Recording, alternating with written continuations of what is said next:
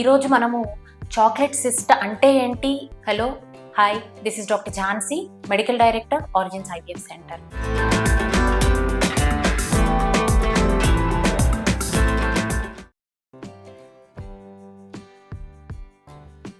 Chocolate cyst అంటే ఏంటి అంటే ఎక్టోపిక్ ఎండోమెట్రియం. అంటే నార్మల్గా ఎండోమెట్రియం గర్భసంచిలో మాత్రమే ఉండాలండి. కానీ కొంతమందికి ఏమవుతుంది అంటే ఈ గర్భసంచిలో ఉన్న లోపలి పొర ఎండోమెట్రియము డిఫరెంట్ పార్ట్స్ లో వెళ్ళి డిపాజిట్ అవుతుంది. అలాగా ఈ ఎండోమెట్రియము ఓవరీలో డిపాజిట్ అయితే దాన్ని మనము చాక్లెట్ సిస్ట్ అంటాం.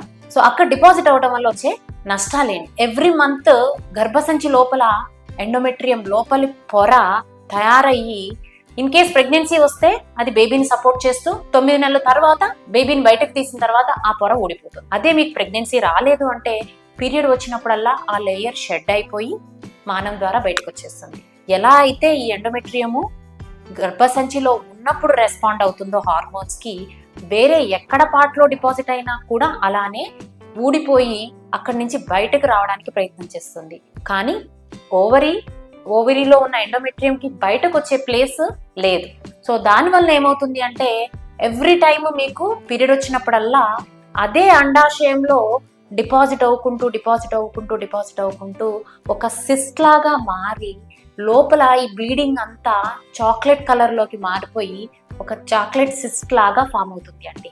దీన్నే ఎండోమెట్రియోమా ఆర్ చాక్లెట్ సిస్ట్ అంటాము.